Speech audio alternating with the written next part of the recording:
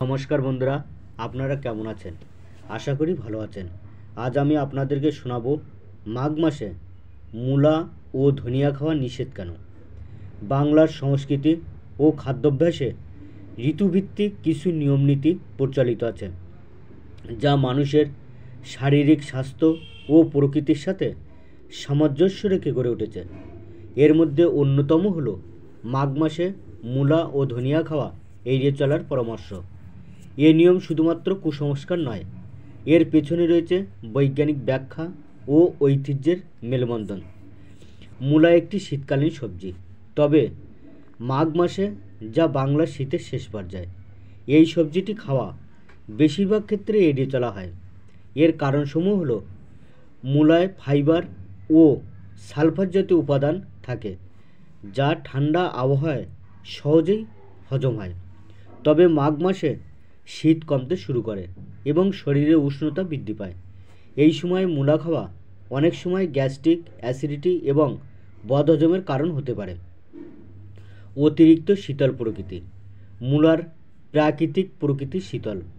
মাঘ মাসে ঠান্ডা বাতাস কমে গিয়ে শরীরে উষ্ণতার চাহিদা বাড়ে। এমন অবস্থায় শীতল প্রকৃতির খাবার গ্রহণ করলে শরীরের তাপমাত্রার ভারসাম্য নষ্ট হতে পারে, যা ঠান্ডা, সর্দি, কাশি এবং অন্যান্য রোগের ঝুঁকি বাড়ায়। মাঘ মাসে মূলার শিকড় শক্ত হয়ে যায় এবং এতে তিক্ততার সৃষ্টি হয়, তাই এই সময়ে মূলা খাওয়া উপকারী নয়। এছাড়া কৃষকদের ধারণা ছিল যে এই সময় মূলা সংগ্রহ করলে জমির উর্বরতা নষ্ট হয় এবং পরবর্তী ফসল ভালো হয় না। ধনিয়া পাতা একটি গুরুত্বপূর্ণ মশলা এবং শীতকালীন শাক, তবে মাঘ মাসে এটি খাওয়ার ক্ষেত্রেও কিছু নিষেধাজ্ঞা রয়েছে। এর কারণ হলো ধনিয়া পাতা প্রাকৃতিকভাবে ডায়াবেটিক, অর্থাৎ এটি প্রস্রাবের পরিমাণ বাড়ায়। শীতের শেষে মাঘ মাসে শরীরে প্রয়োজনীয় পানির ঘাটতি হতে পারে। এই সময় ধনিয়া খেলে শরীর থেকে অতিরিক্ত পানি বের হয়ে যেতে পারে, যা ডিহাইড্রেশন ঝুঁকি বাড়ায়। মাঘ মাসে ধনিয়ার স্বাদে তিক্ততা বাড়ে। এটি শরীরের জন্য ক্ষতিকারক হতে পারে এবং কিছু ক্ষেত্রে এটি গ্যাস্ট্রিক বা পাকস্থলীর অস্বস্তির কারণ হতে পারে। উষ্ণতা ও শীতের ভারসাম্য। ধনিয়া শরীরকে শীতল করে। মাঘ মাসে যখন ঋতু পরিবর্তনের ফলে শরীরে উষ্ণতার প্রয়োজনীয়তা বাড়ে, তখন ধনিয়া খাওয়া শরীরের আভ্যন্তরীণ ভারসাম্য নষ্ট করতে পারে। এর ফলে ঠান্ডাজনিত সমস্যা দেখা দিতে পারে।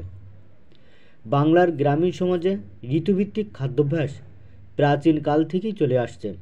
মাঘ মাসে মূলা ও ধনিয়া খাওয়া নিষেধের পেছনে কিছু কুসংস্কার ও প্রচলিত রয়েছে, যেমন মাঘ মাসে মূলা খেলে রোগবালাই বাড়ে, ধনিয়া খেলে শরীর দুর্বল হয়ে পড়ে। যদিও এগুলো বৈজ্ঞানিক নয়, তবে এই অভ্যাসগুলো মানুষকে ঋতু পরিবর্তনের সাথে মানিয়ে চলতে সাহায্য করেছে। বর্তমান বিজ্ঞান বলছে ঋতুভিত্তিক খাদ্যাভ্যাস শরীরের জন্য অত্যন্ত গুরুত্বপূর্ণ। শীতের শেষে মাঘ মাসে আমাদের শরীর একটি নতুন ঋতুর জন্য প্রস্তুত হতে থাকে।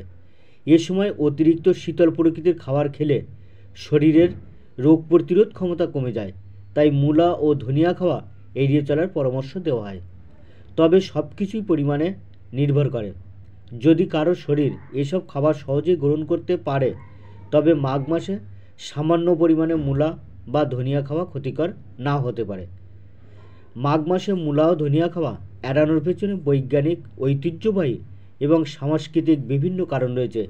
এটি সম্পূর্ণরূপে কুসংস্কার নয়, বরং ঋতুভিত্তিক খাদ্যাভ্যাস ও স্বাস্থ্য রক্ষার একটি চর্চা।